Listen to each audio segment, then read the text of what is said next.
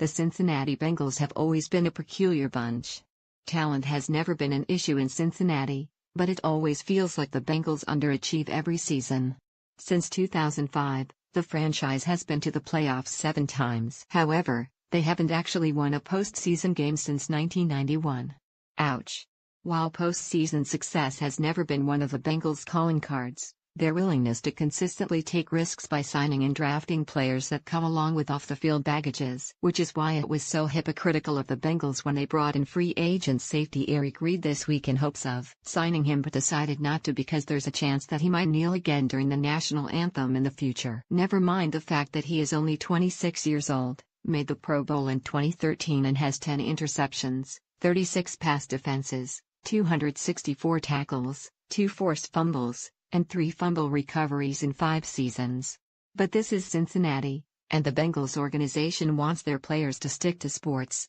Football and politics don't mix easily. Fans come to NFL games to watch great competition on the playing field, and that's where our focus should be, the Bengals wrote in a statement last season after the president called for the firing of any player who kneeled during the anthem. According to multiple reports, the Bengals brought Reid in with every intention of adding him to their roster. As new defensive coordinator Terrell Austin was supposedly excited about the possibility of adding him to his secondary. Reid took a physical and even watched game film with the coaching staff. But then team owner Mike Brown personally met with Reid to inquire about the kneeling, not football. Mind you, Reid, who was the first teammate to take a knee next to Colin Kaepernick during the 2016 season, is on the record for saying that he no longer plans to kneel or do any other demonstrations during the anthem.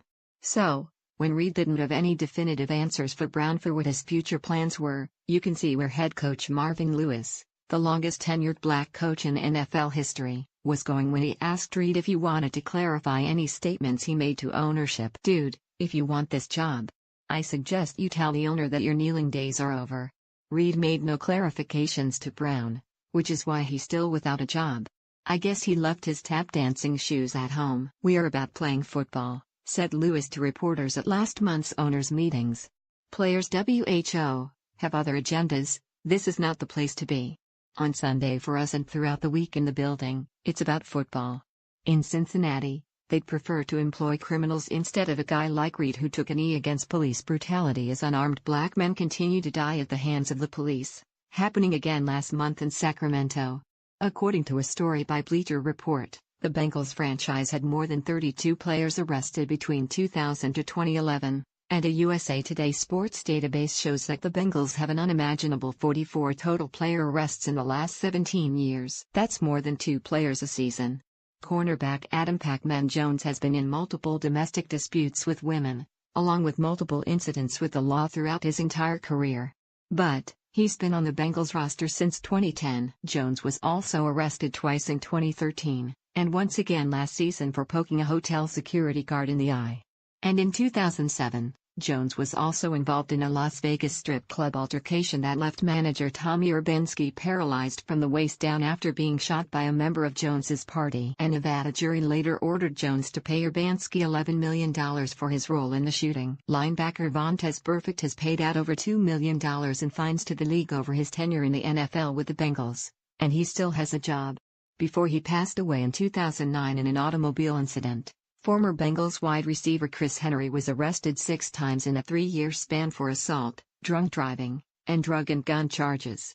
And just last summer, the Bengals decided to draft Joe Mixon after he was suspended during the 2014 season at the University of Oklahoma for punching a woman in a bar that left her with broken bones in her face. But still, many expect Mixon to be the Bengals' starting running back this upcoming season.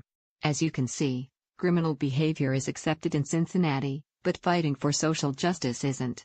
So, if you're not going to stick to sports, you better be committing felonies instead of peacefully protesting. Apparently, the notion that I can be a great signing for your team for cheap, not because of my skill set but because I've protested systemic oppression, is ludicrous. If you think it is, then your mindset is part of the problem, too, Reid tweeted last month. GMs aren't the hold-up Browski. It's ownership, Reid wrote to it April 1408. People who know football know who can play? People who know me, know my character. I thought this kneeling thing was behind us, but apparently, it isn't. In just the last few weeks, We've seen the Baltimore Ravens sign Robert Griffin III as a slap in the face to Colin Kaepernick. And now Reid can't get a job because he won't kowtow to a wealthy white man's wishes. Only in America can your career be cut short for exercising your rights, but not for breaking a woman's face, or driving while intoxicated, or committing assault.